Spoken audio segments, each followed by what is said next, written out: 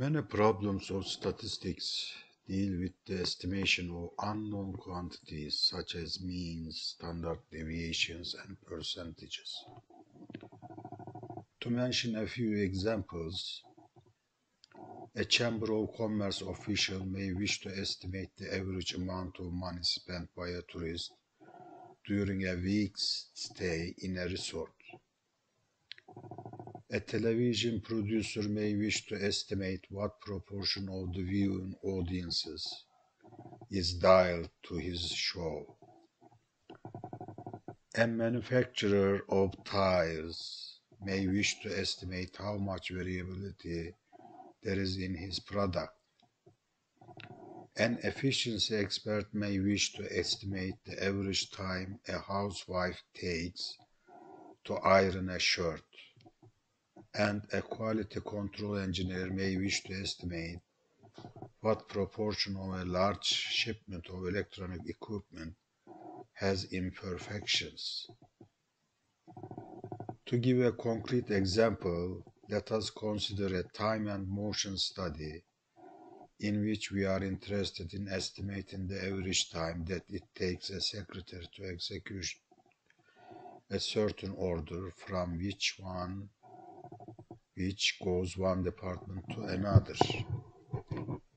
Let us suppose that an experiment in which a random sample of 40 secretaries were timed in the performance of this task yielded the following results in seconds.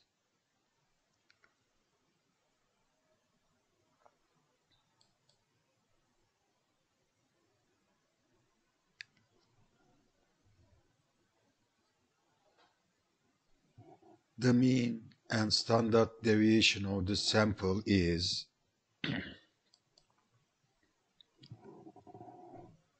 52.2 seconds and 8.52 respectively.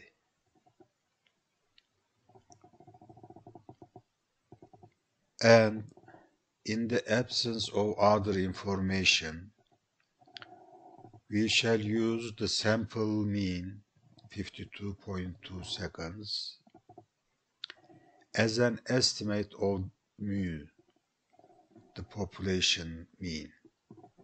That is the actual average time that it takes a secretary to execute the given form. We are now in the same position earlier in which we were when we estimated the average height of a large group of persons by using the mean of a random sample of size 5.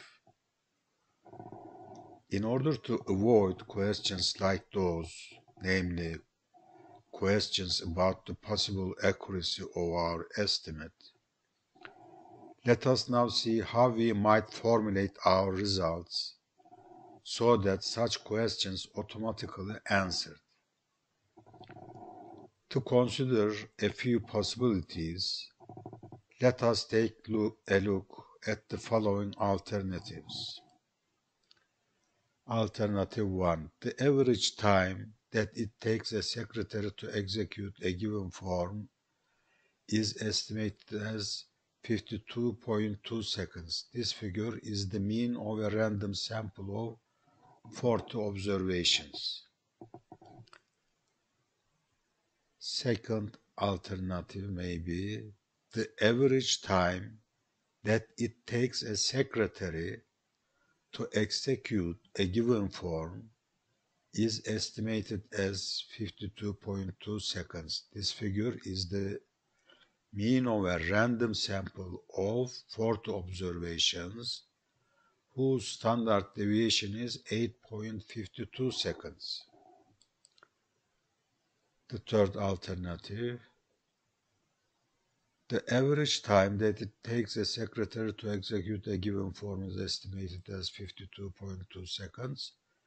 We are 95% sure, that is, we can assert with a probability of 95% that the error of the estimate is less than 2.64 seconds.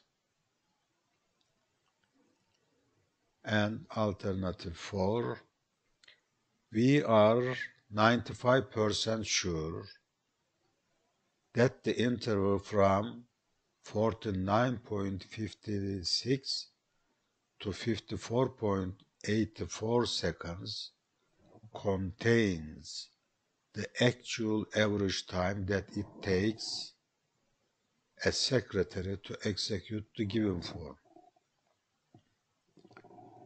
In as much as it mentions the size of the sample, alternative 1 presents an improvement over merely stating that the estimate is 52.2.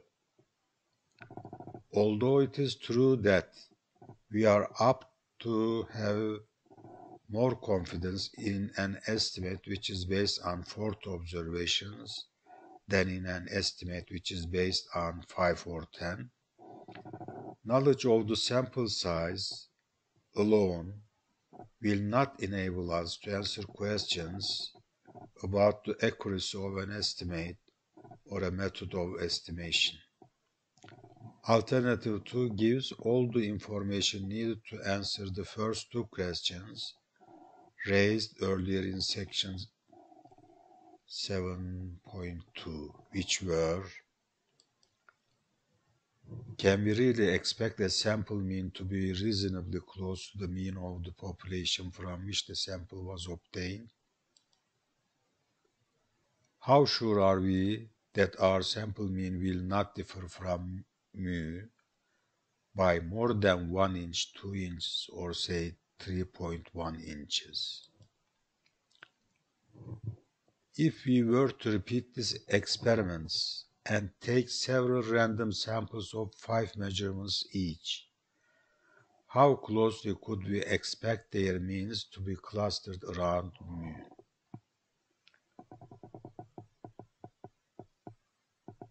But it has the disadvantage of requiring a knowledge of statistics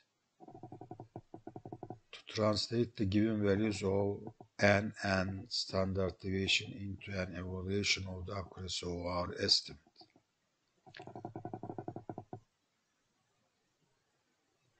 Alternative 3 gives the estimate together with an appraisal of its accuracy. It presents the generalization in terms that are easy to understand and in a form that is easy to use for further calculations. The only question that might arise is what we mean by being 95% sure. Of course, we did not explain how we arrived at the figure 2.64.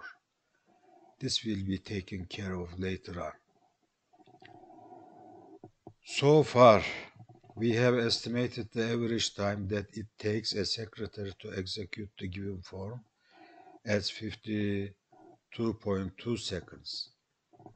In the language of statistics, this figure is referred to as a point estimate. It consists of a single number, or in other words, a single point of the scale.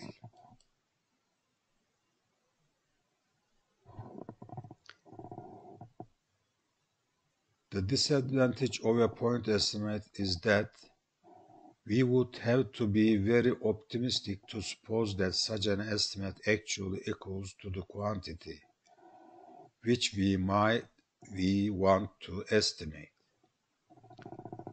As a matter of fact,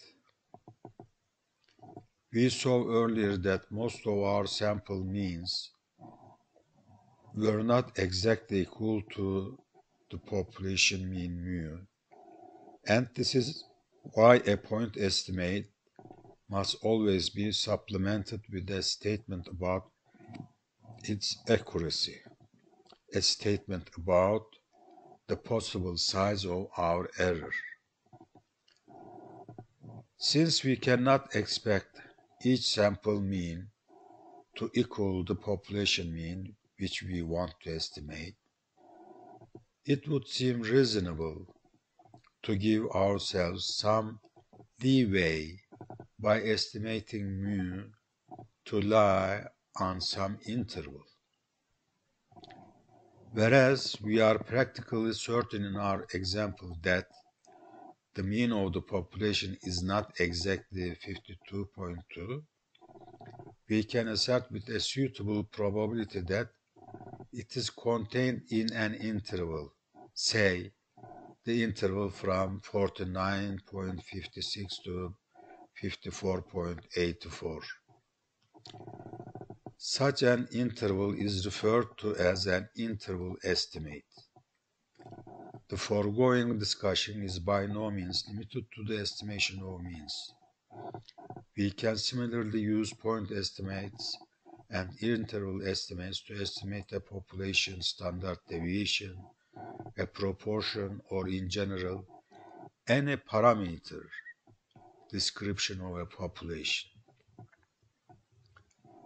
For instance, if we wanted to estimate the percentage of car owners who will buy new cars within a year's time, we could base our estimate on a random sample in which, say, 100 car owners said that they would buy new cars, while 400 said that they would not. We could then give the point estimate that 20% of all car owners will buy new cars within a year's time. Or we could give the interval estimate that, say, anywhere from 16 to 24% of all car owners will buy new cars within a year's time. Let us now demonstrate how we calculated the maximum error of 2.64 mentioned in alternative 3 and the interval from 49.56 to 54.84 mentioned in alternative 4.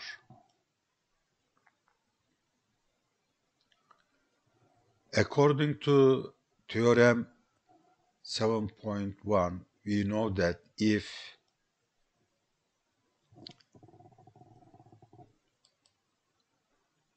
the expected value of sample mean is equal to mu and standard deviation of sample mean is the population standard deviation divided by the square root of n,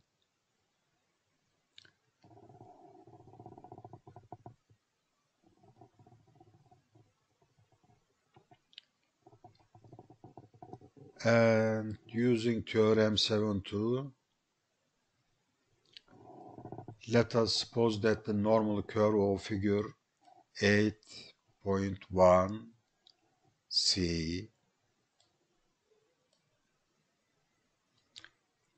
normal curve, represents a theoretical sampling distribution of sample means, and that the indicated Z is such that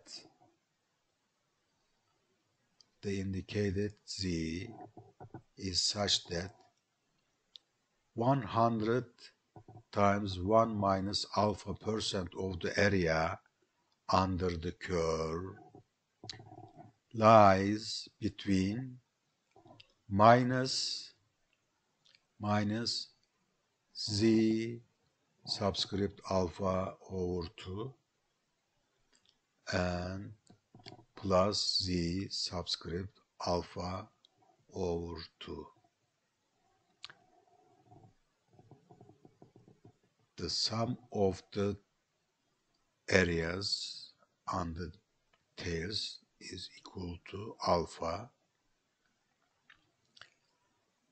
due to symmetry.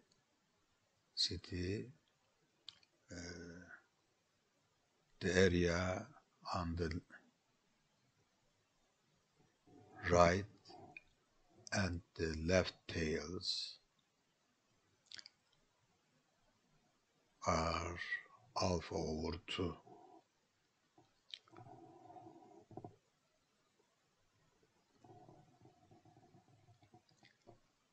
So we can write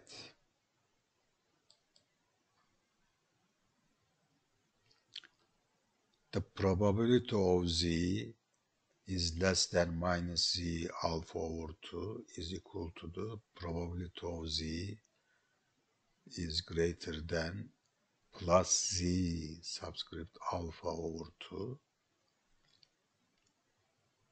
Both of these probabilities are identical and equal to alpha over 2.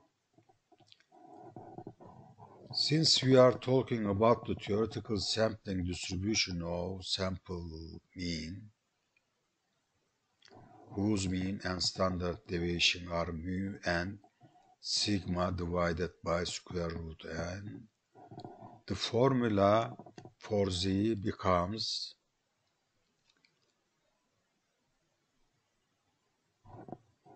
as it is shown in the formula 8.2.1. The probability of z is between minus z alpha over 2 and plus z alpha over 2 is equal to 1 minus alpha.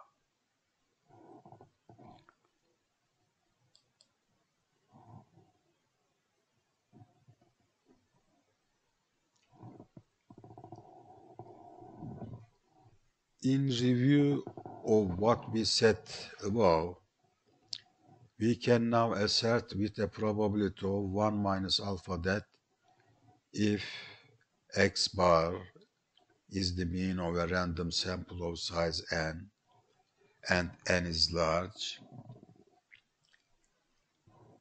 z bar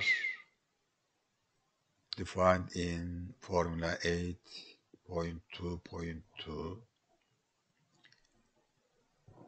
will lie between minus z subscript alpha over 2 and plus z subscript alpha over 2. In other words, we can assert with a probability of 1 minus alpha that the following inequality will hold. The inequality stated in formula 8.2.3.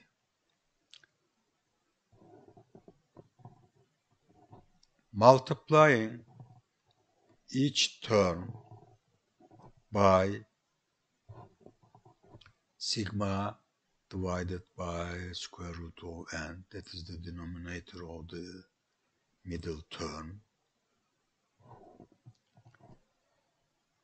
The formula or the inequality 8.2.3 becomes, if we multiply both sides by sigma over square root of n, we obtain the inequality 8.2.4.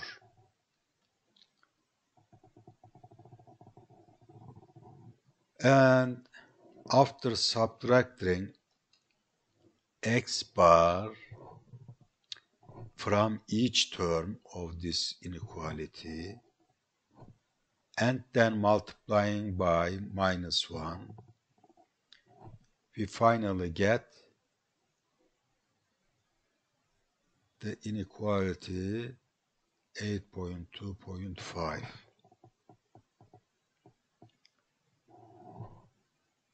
According to this inequality, we can now claim with a probability of 1 minus alpha that the interval from 8.2.5 contains mu.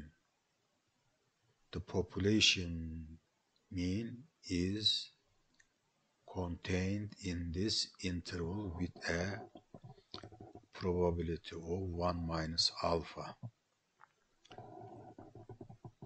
The interval given in this inequality is called a 101 minus alpha percent confidence interval for the population mean.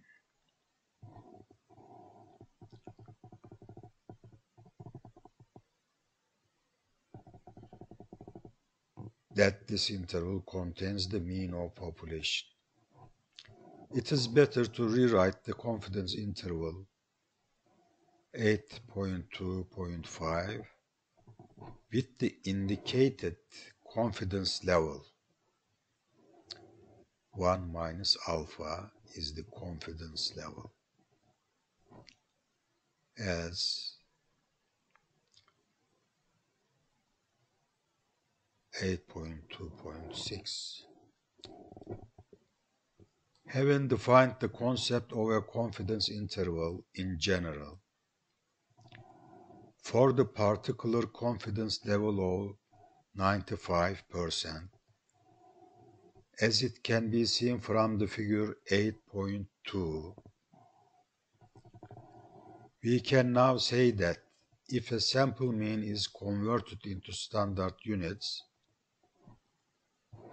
the probability that its z-value will lie between 1.96 and minus 1.96 and plus 1.96 is 95%.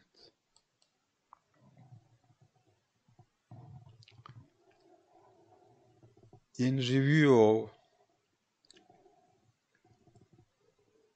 the confidence interval 8.2.6 and figure 8.2, we can write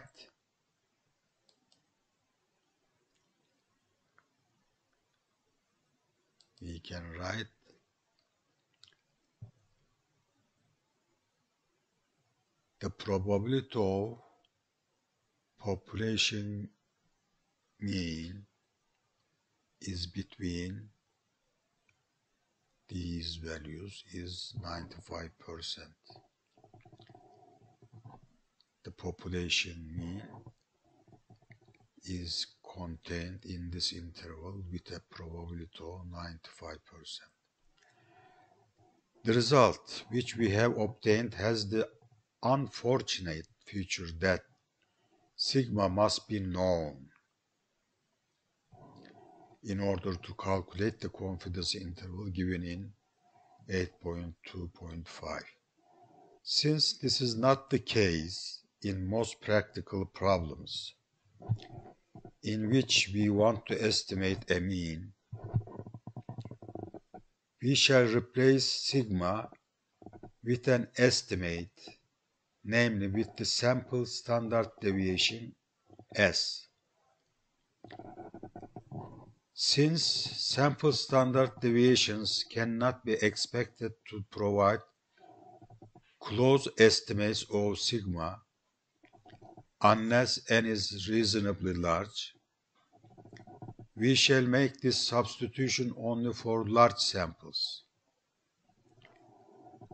It is customary to refer to a sample as large if the sample size n is 30 or more, and small if n is less than 30. Substituting S for sigma, we can now write the 100 times 1 minus alpha percent confidence interval for mu as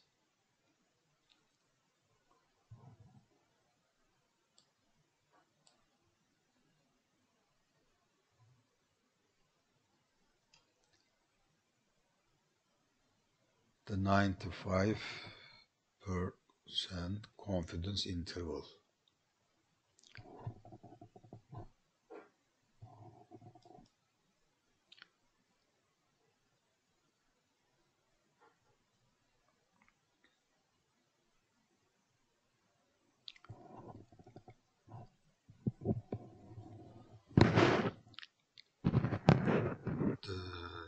confidence interval in 8.2.7 is the generalized expression of this interval.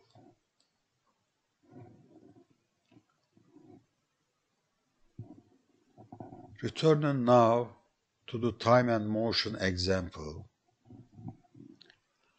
we find that for the sample size 40, the sample mean was 52.2 and the standard deviation, sample standard deviation, was 8.52. Substituting these values into the confidence interval given in 8.2.7 and being contented with a confidence level of 95%, we get, or simply, the population mean, mu, is contained in the interval 49.56 up to 54.84 is 95%.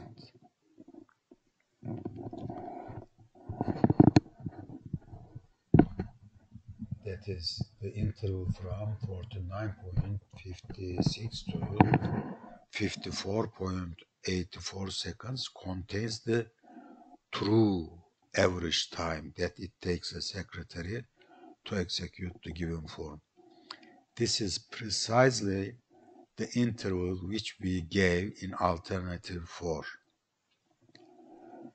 The fact that the confidence interval of 8.2.7 can be asserted with a probability of 100 times 1 minus alpha percent is to be interpreted as follows. In a given problem, the quantity which we want to estimate either does or does not lie in the interval, which we calculate according to the confidence interval 8.2.7. However, if we calculate 100 times 1 minus alpha percent confidence intervals in many different problems, our intervals will, in the long run, do their job 100 times 1 minus alpha percent of the time. In other words, in the long run, 100 times 1 minus alpha percent of confidence intervals calculated according to 8.2.7 will contain the means we are trying to estimate. If someone were to ask us whether we are certain that the interval from 49.56 to 54.84 seconds contains the true average time that it takes a secretary to execute the given form, our answer would, of course, have to be no.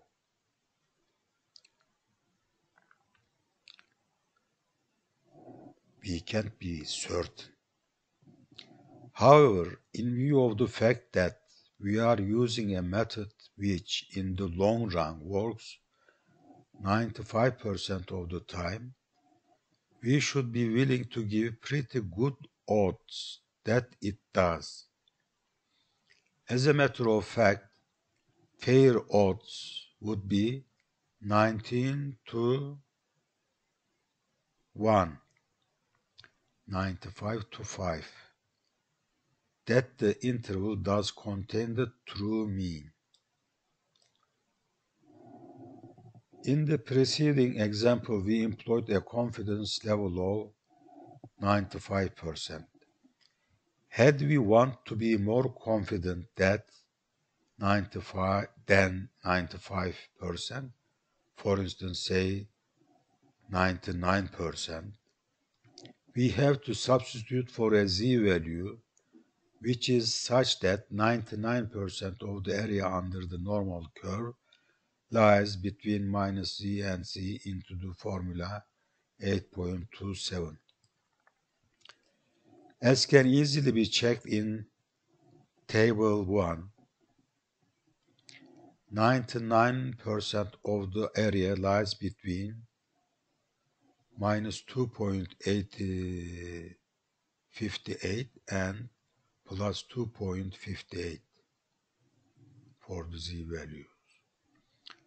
Substituting these z-values for the time and motion example with sample size n equal to 40, sample mean 52.2, and standard deviation equal to 8.52 into the confidence interval given in 8.2.7, we can write the corresponding 99% confidence interval for mu as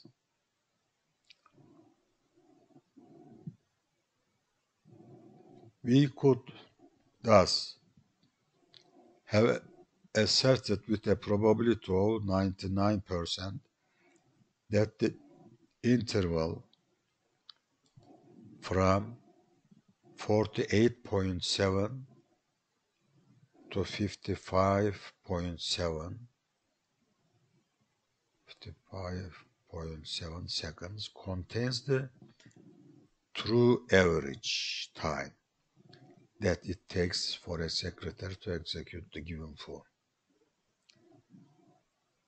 This illustrates the fact that the surer we want to be,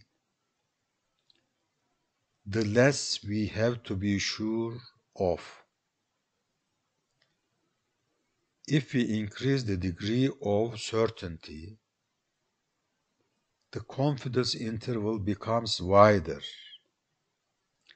and tells us correspondingly less about the quantity which we want to estimate.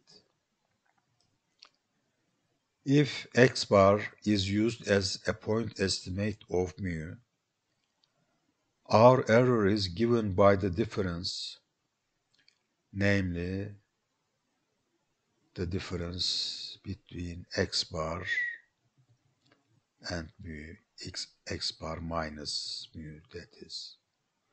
Since this difference is the middle term of 8.2.4, we can rewrite this inequality as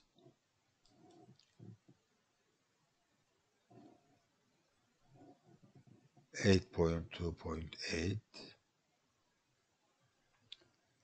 This means that if the sample mean is used as an estimate of population mean, we can assert with a probability of 100 times 1 minus alpha percent that our error lies between minus z alpha over 2 times sigma divided by square root n and plus z subscript alpha over n times sigma divided by square root of n.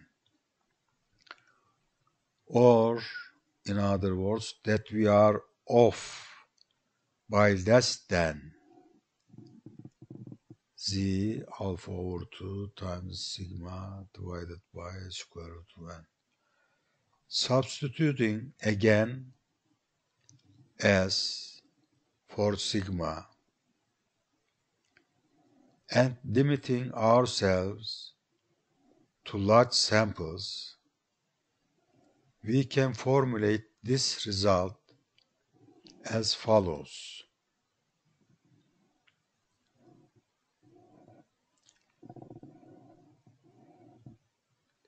Theorem 8.1. If x bar the mean of a random sample of size greater than 30 is used as an estimate of mu, we can assert with a probability of 100 times 1 minus alpha percent that the size of our error is less than z subscript alpha over 2 times standard deviation of the sample divided by the square root of n.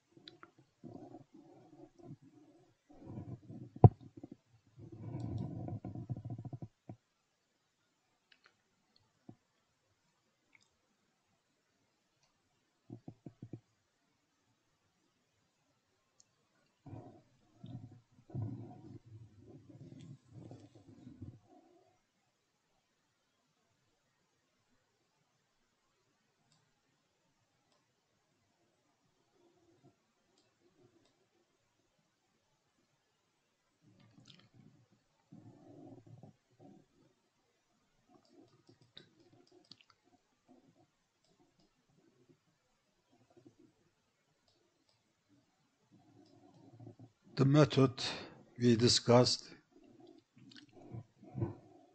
can also be used to determine the sample size needed to attain a desired degree of accuracy.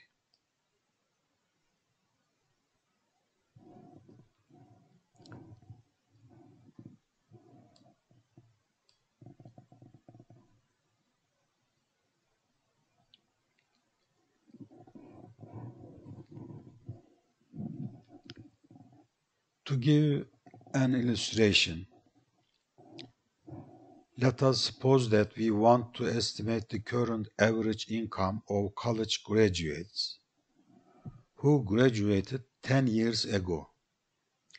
Let us suppose furthermore that we want to be able to assert with a probability of 95% that our estimate will be within $100 of the correct value.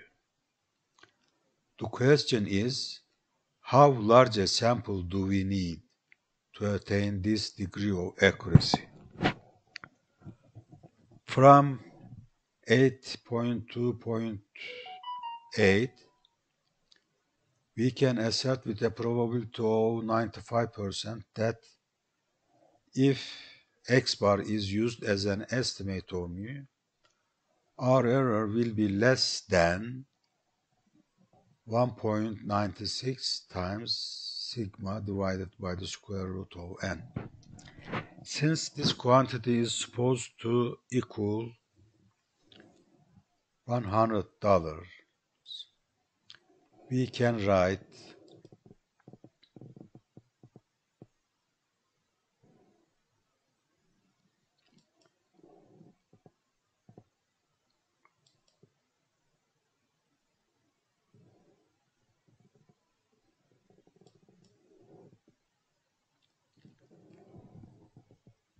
unfortunately 8.2.9 involves sigma, the population standard deviation, which is usually unknown. In order to use it, we shall thus have to make some assumptions about the possible value of sigma, or perhaps base an estimate of sigma on previous studies of similar nature. Assuming that in our example sigma can be expected to be in the neighborhood of $100, substitution into 8.2.9 yields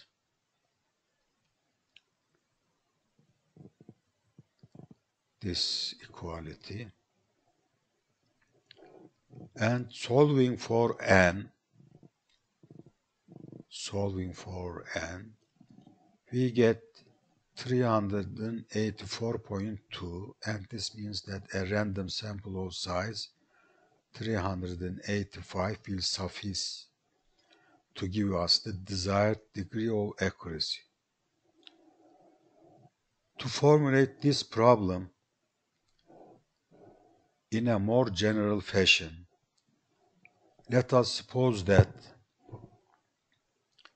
we want to use the mean of a random sample as an estimate, the mean of a population, and that we want to be able to assert with a probability of 90% that our error will be less than some quantity E. Proceeding as in the numerical illustration, we can write 1.96 times sigma divided by square root of n equal to E.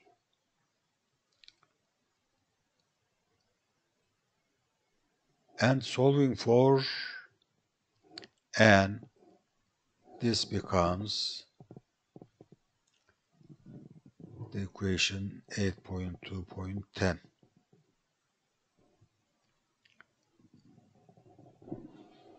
As we pointed out earlier, this formula cannot be used unless we have some idea about the possible size of sigma. If in the above we wanted to be 98 or 99% sure that our error is less than E, we would only have to modify 8.2.10 by substituting 2.33 or 2.58 or 4 or 2.58 for 1.69. Had we wanted to be 99% sure that our error is less than $100 in the example dealing with the incomes of college graduates, we would have had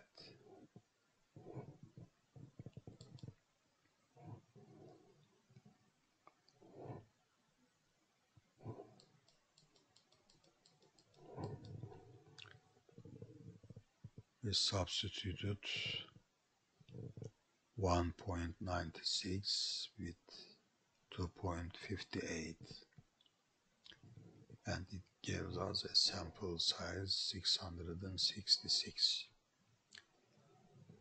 As the size of sample which would suffice to attain this high degree of confidence, which is 666 for this example.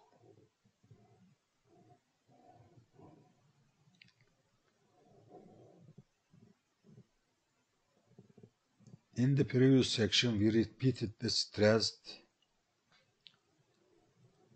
the fact that the methods which we introduced are to be used only for large samples, that is when n is 30 or more. To develop corresponding theory for small samples, let us now consider the sampling distribution of the statistics defined in 8.3.1, where x bar and S are the mean and the standard deviation of random sample of size n from a population which has the mean mu, the standard deviation sigma, and which can be approximated closely with a normal curve. If we wanted to, we could calculate x bar and S for each of the 50 samples of the heights randomly selected a large population, and using the fact that the population mean was 68, determine the corresponding values of t. These 50 t values could then be grouped into an experimental sampling distribution, as we have done for the sample mean. The problem of finding the corresponding theoretical sampling distribution was first investigated by W.S. Gossett. In a paper published in 1908, he derived the equation of this theoretical distribution, which is nowadays referred to as the student t distribution. At the time, Gossett was employed by a well-known Irish brewery, which did not permit the publication of research done by its staff. He chose the pen name student, and hence the name student t distribution. The student t distribution, an illustration of which is shown in figure 8.1,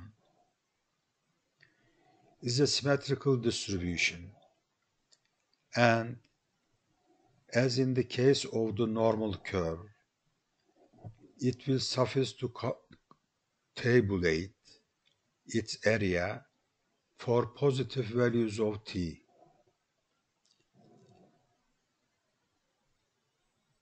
Unfortunately,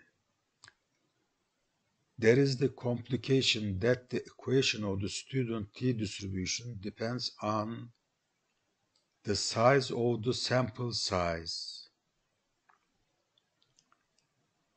Depends on the size of sample, or better, on a quantity referred to as the number of degrees of freedom.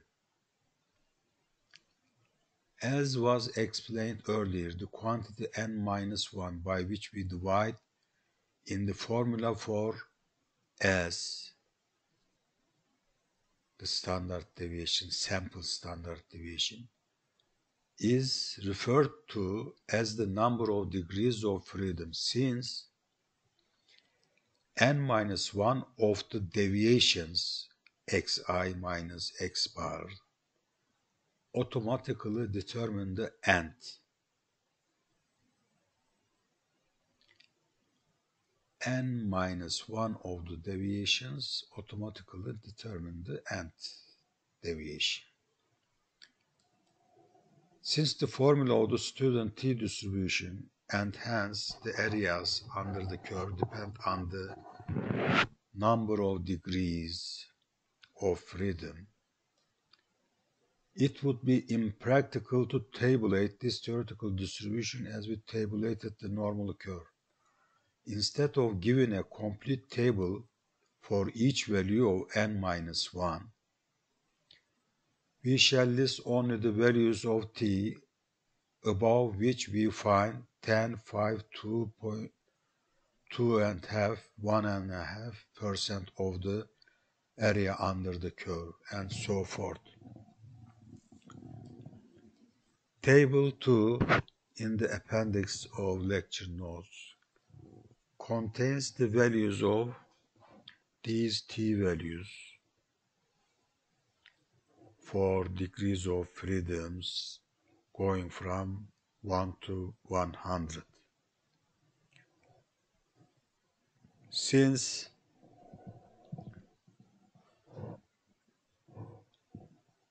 hundred times 1 minus alpha % of the area under the student t distribution lies between minus t subscript alpha over t, comma, n-1, and plus t subscript alpha over 2, comma n minus 1, as shown in figure 8.3.2. The area under the student t curve is between these values, and the probability of this area is 1 minus alpha %. We can assert with a probability of 1 minus alpha that any t calculated according to 8.3.1 on the basis of a random sample satisfies the inequality 8.3.2.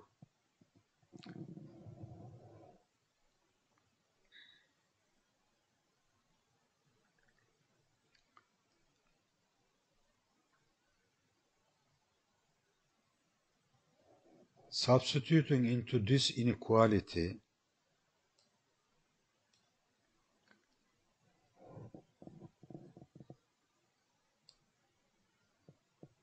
(8.3.1), we get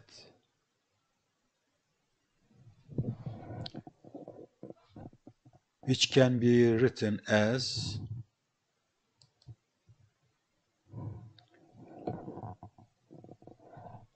8.3.3. We now have a 100 times 1 minus alpha % confidence interval for mu to be used when n is less than 30, that is for small samples.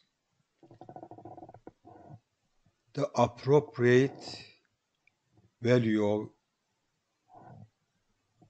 t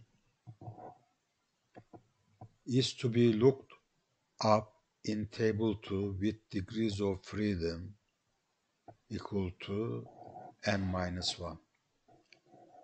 Comparing 8.3.3 with 8.2.7, the corresponding confidence interval for large samples, we find that the only difference is that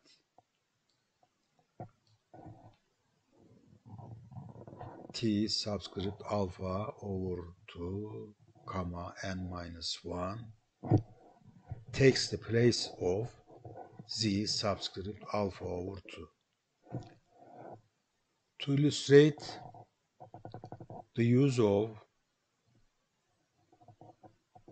the interval 8.3.3, let us take the average height of all cakes baked with a new kind of mix. Taking the results obtained by laboratory eggs, whose cakes had heights 1.70, 2.40 and 2.50 inches. It can easily be shown that in this example, the sample mean is 2.20 and the sample standard deviation is 0.44 inches. Since n equal to 3, the number of degrees of freedom is 3 minus 1, which is equal to 2. And according to table 2, the appropriate value of t from which the area is 2.5%, the right tail area. The appropriate value of t, 4.303.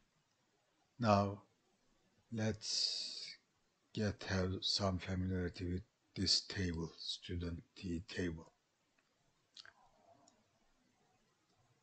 In this table, the first column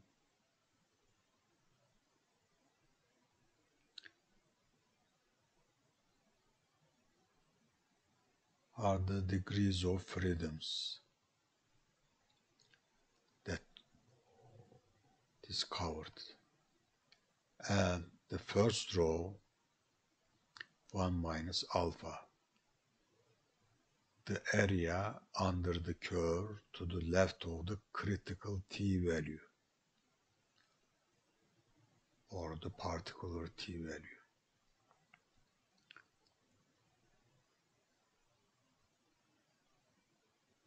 %,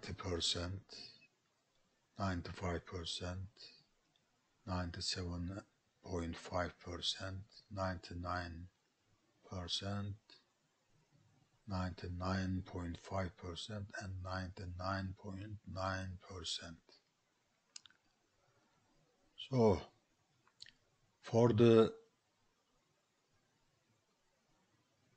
2 degrees of freedom, the area to the left of the T 4.303 is 97.5. Hence, the area to the right of T 4.303 is 2.5%.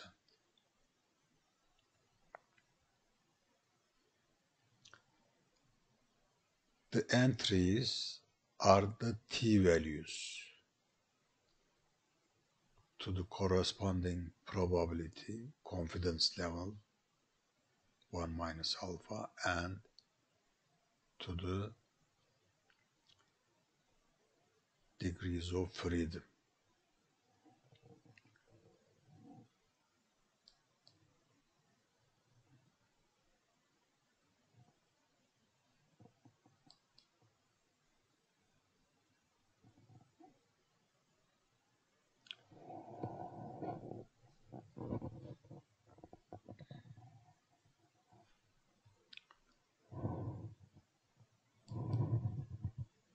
According to these values, if we insert these values into the 95% confidence interval formula, we get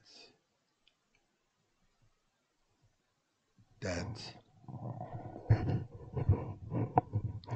or we can now assert with a probability of 95% that the interval 1.11 to 3.29 contains the true average height of all cakes that are baked with the new kind of mix. This illustrates the fact that although we can make logically correct inferences on the basis of very small samples, our results are apt to be rather vague. That is, our confidence intervals are apt to be rather wide.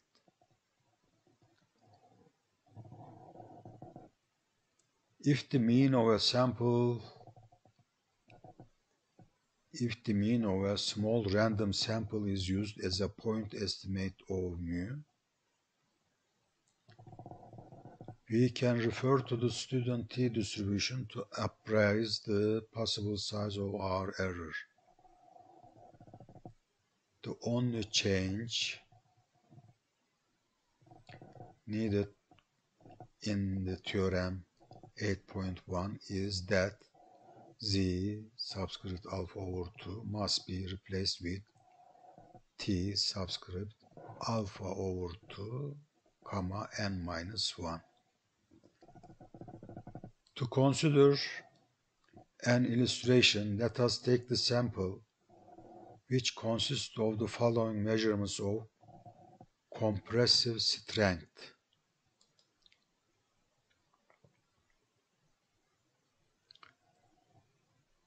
The mean and standard deviation of this sample are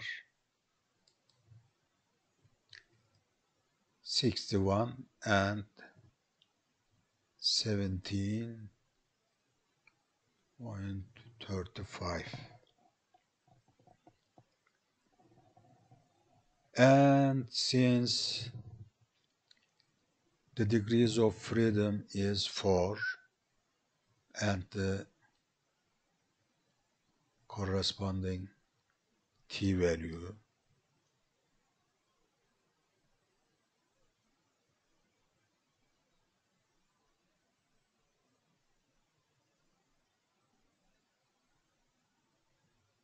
corresponding to t value should be 2.132 instead of 2.7.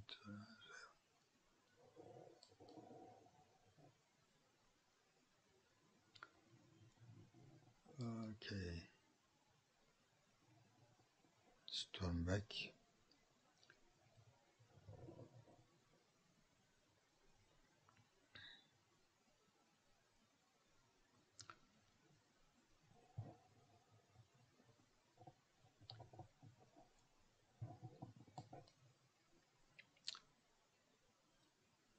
Substituting these values into the related formulas, we get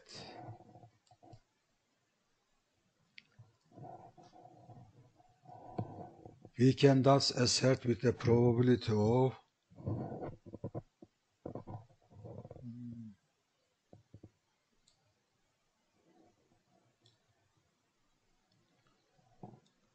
95% that our error is less than 21.540 psi.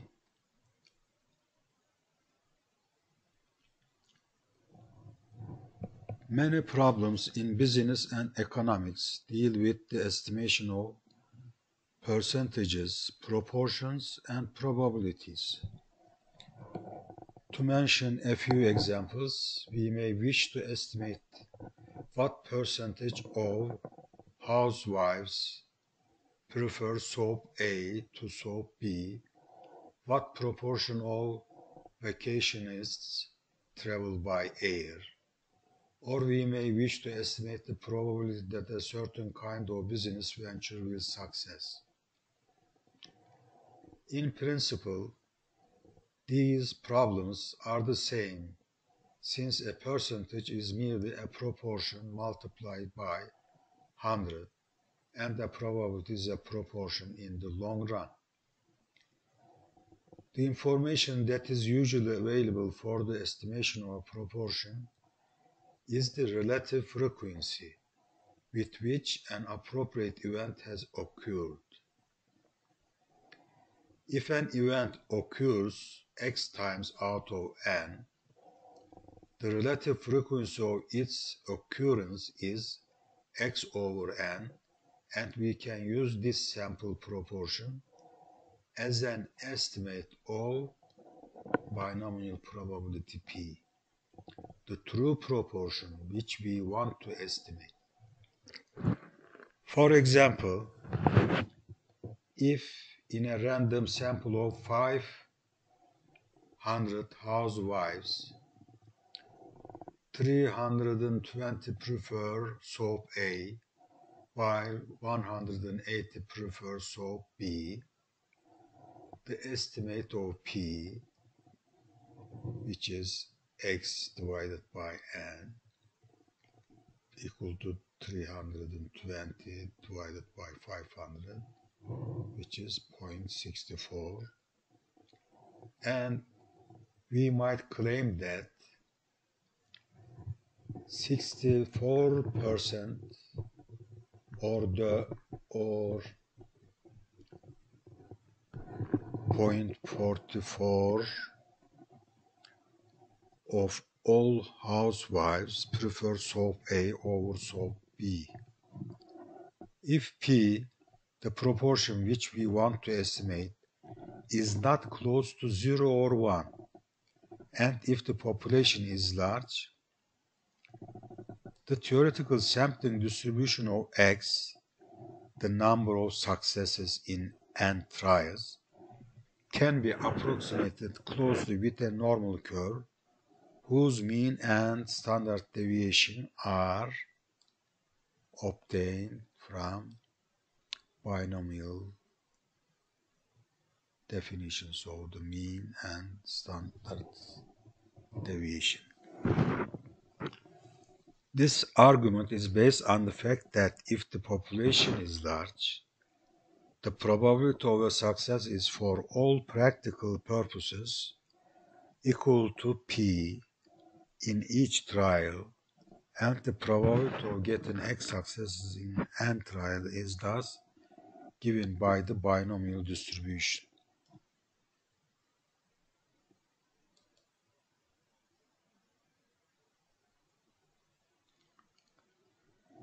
If we consider the normal curve of figure 8.4.1,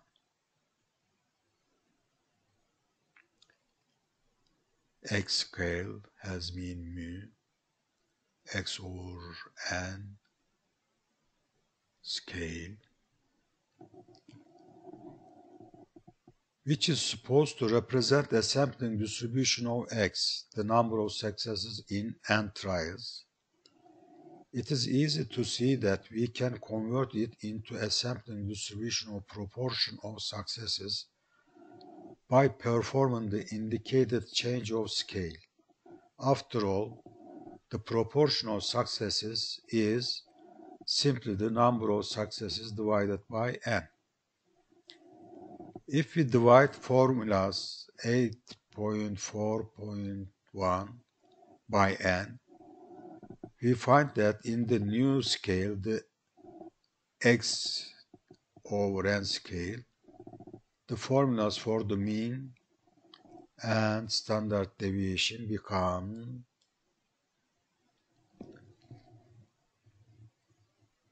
(8.4.2) for mu and standard deviation.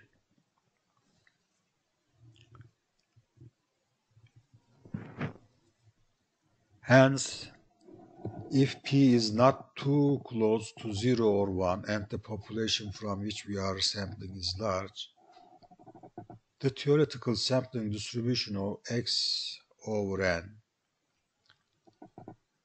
can be approximated closely with a normal curve having the mean and standard deviation given in the definition 8.4.2. Using the symbolism and terminology of section 8.2, we shall refer to the standard deviation of this sampling distribution as the standard error of a proportion and write it as in 8.4.3, the standard error of proportion.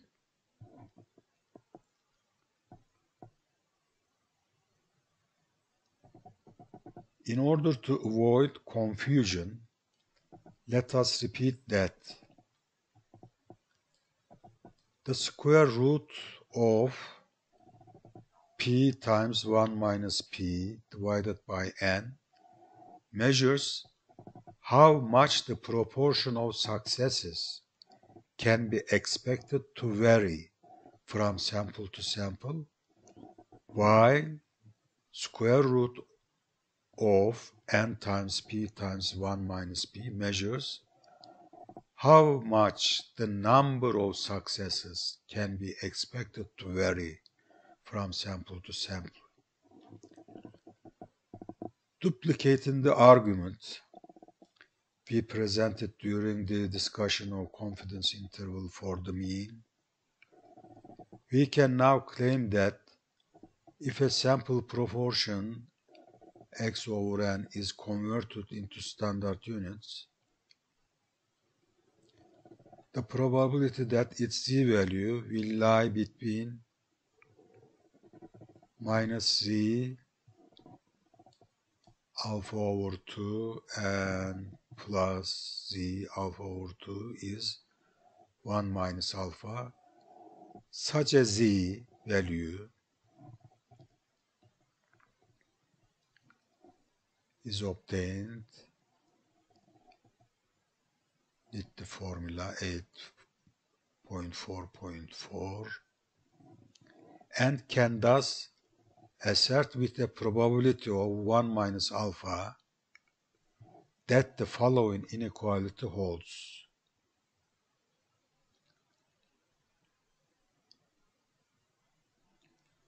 Multiplying each term by the denominator of the middle term, square root of p times 1 minus p over n, and subtracting x over n from each term,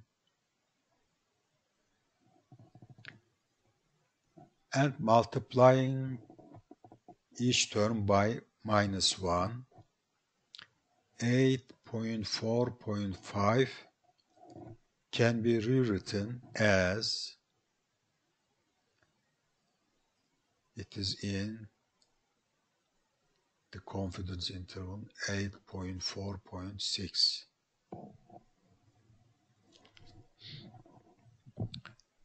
We approximated the standard error of the mean by writing S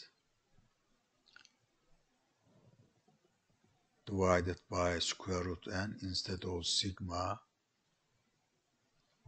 divided by n. Doing the same thing here, we shall substitute x over n for p and approximate 8.4.3.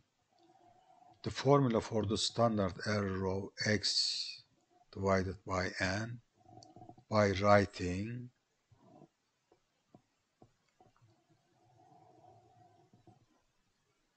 substituting this approximation into 8.4.6, we get the form in 8.4.7. We now have an approximate 100 times 1 minus alpha % confidence interval for P.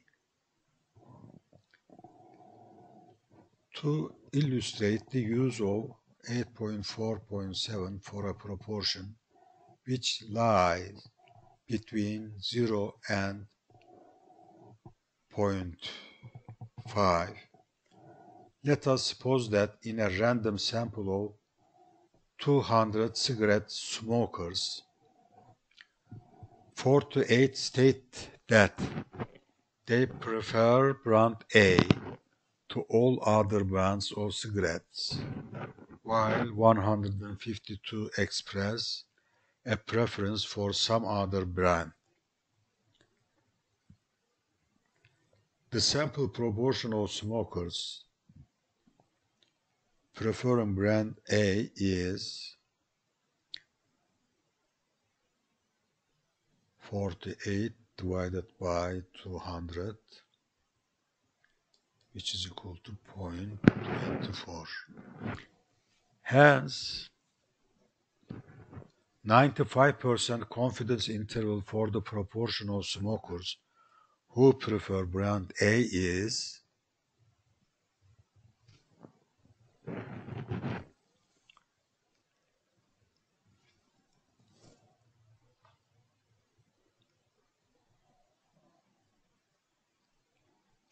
if a sample proportion is used as a point estimate of P. Our error is x over n minus P.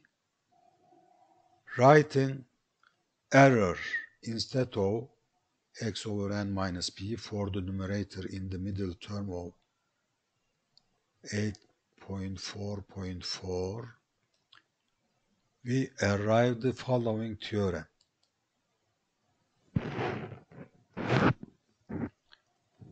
Theorem 8.2.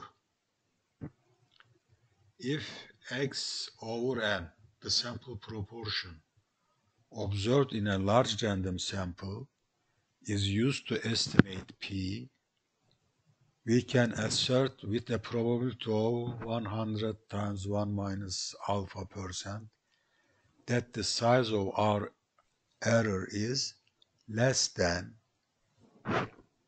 z subscript alpha over 2 times the square root of x over n times 1 minus x over n divided by n. To illustrate the use of theorem 8.2, let us suppose that a random sample of 600 eligible voters included 330 votes for candidate X and 270 votes for candidate Y. If on the basis of this sample we claim that candidate X will receive 55% of the total vote,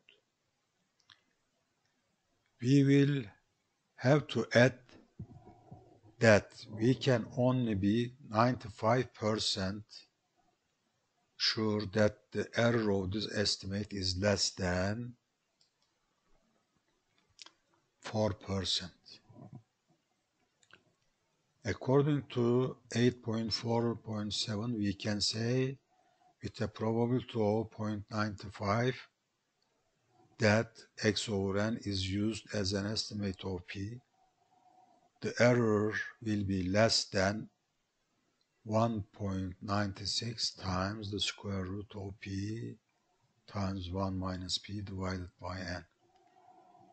Consequently, if we want to be 100 times 1 minus alpha percent sure that our error is less than some quantity E, capital E, we can write, and solving for n, this becomes the equation 8.4.8.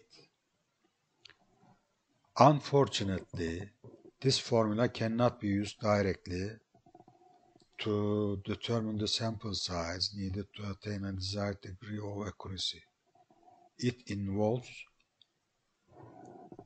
the proportion P population parameter, the unknown quantity which we want to estimate. However, since P must be between 0 and 1, it can be shown that P times 1 minus P is at most equal to 1 over 4. And instead of 8.4.8, we can write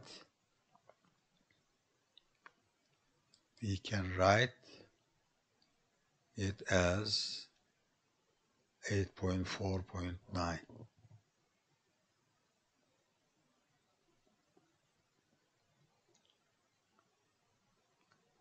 The fact that P times 1 minus P cannot exceed 1 over 4 may be verified either by completing the square or with elementary differential calculus.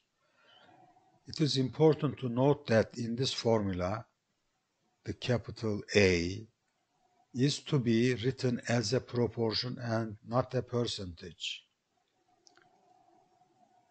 To illustrate the use of 8.4.9, let us suppose that we want to estimate the proportion of teenagers in a certain city who go to the movies at least once a week and that we want to be 95% sure that our estimate will not be off by more than 2%.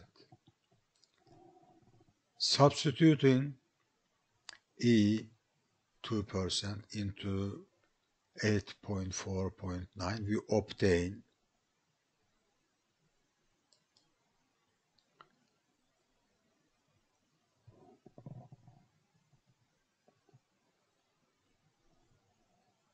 the sample size less than or equal to 2401. If we base our estimate on a random sample of size this much, we can be at least 95% sure that our sample proportion will not differ from the true proportion by more than 2%. We are at least 95% sure because the sample size 2401 may be larger than necessary to assure the desired degree of accuracy. In the last example, we assumed that we had no idea about the possible value of P, and we therefore used 8.4.9 instead of 8.4.8. Had we known from past experience or other sources of information that the proportion which we want to estimate is in the neighborhood of 80%, we could have substituted this value into 8.4.8, getting a sample size of 1537. This demonstrates that information about the possible value of P may enable us to reduce the required size of the sample. Although we have discussed here only the construction of confidence interval for mu and P and the evaluation of the accuracy of point estimates of mu and P, similar approach can be used in the estimation of other population parameters. By studying the theoretical sampling distribution of appropriate sample statistics, statisticians have developed formulas giving confidence intervals for population standard deviations, median quartiles, coefficients of variation, and the like. In principle, the concepts and methods are always the same, and the main difficulty lies in the fact that some of these theoretical sampling distributions are of a rather complicated nature. Fortunately, when n is large, many of the sampling distributions which we need in actual practice can be approximated closely with normal curves. The last sentence implies that if S is some statistic calculated on the basis of a large random sample, we can often write a 100 times 1 minus alpha % confidence interval for the population parameter which S is supposed to estimate as.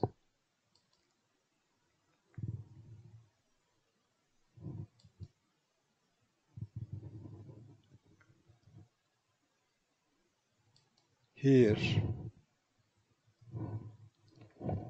sigma subscript S is the standard deviation of the theoretical sampling distribution of standard deviation. In other words, the standard error of S. If S happens to be a sample mean, sigma S would equal sigma subscript X bar, and 8.5.1 would reduce to 8.2.6. If S happened to be a sample proportion, sigma S would equal to sigma subscript x over n, and 8.5.1 would reduce to 8.4.7. When we first introduced standard deviation earlier, we showed how important it can be to have some knowledge about the standard deviation of a population. If S, the standard deviation of a large random sample, is used as an estimate of sigma, we can write 8.5.1 as 8.5.2. Since for large samples, the standard error of S may be approximated with the formula 8.5.3. Substituting S for sigma in both sides of the inequality and in 8.5.2 and multiplying the right hand side of the inequality by and the left hand side by, and finally dividing both sides by 8.5.2 can be rewritten as 8.5.4. Referring again to the time and motion example used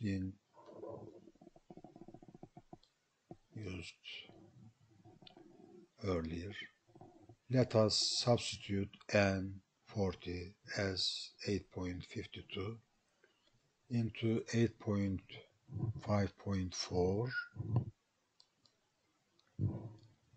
getting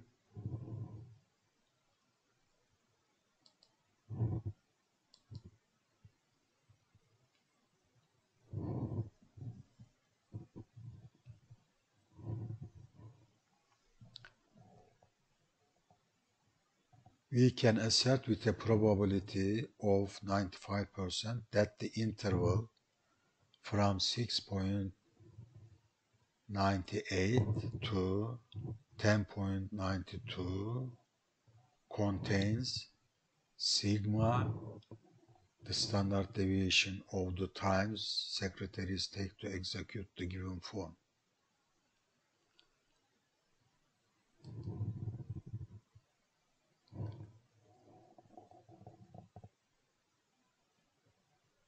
In section 9.2, we arbitrarily choose 0.95, 0.98, and 0.99 as the probabilities in terms of which we appraised the possible size of our error. Had we wanted to use a probability of 50%, we would only had to substitute 0.6745 for 1.96, as can be checked in table of normal curve areas, more detailed than table 1. 50% of the area under the normal curve lies between the z-values minus 0.6745 and plus 0.6745. Our table shows only that this z must lie between 0.67 and 0.68. We could then have said that there is 50-50 chance that x bar differs from mu by less than and this quantity is referred to as the probable error of the mean.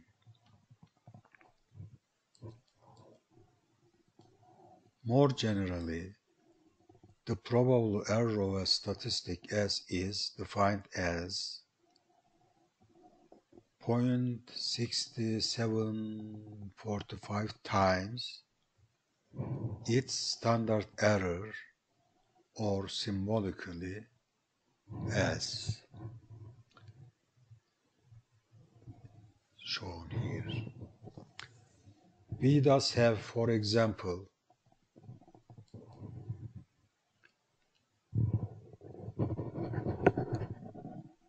in order to use these formulas, we usually substitute S for sigma and X over N for P.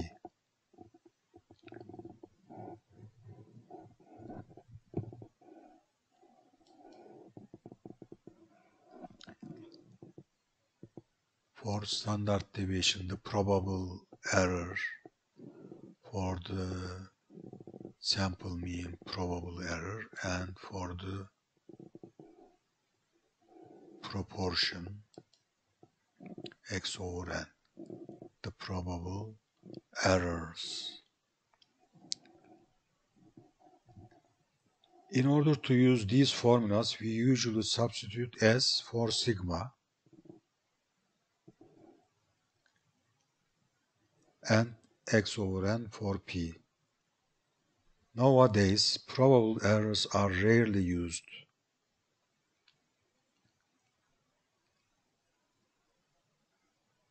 Except for applications in military technology where they are employed in connection with problems of gunnery and bombardment.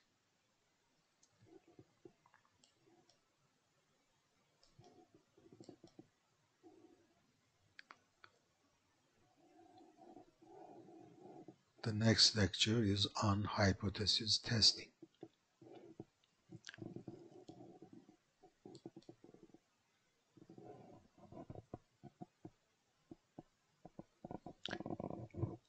See you in the next lecture.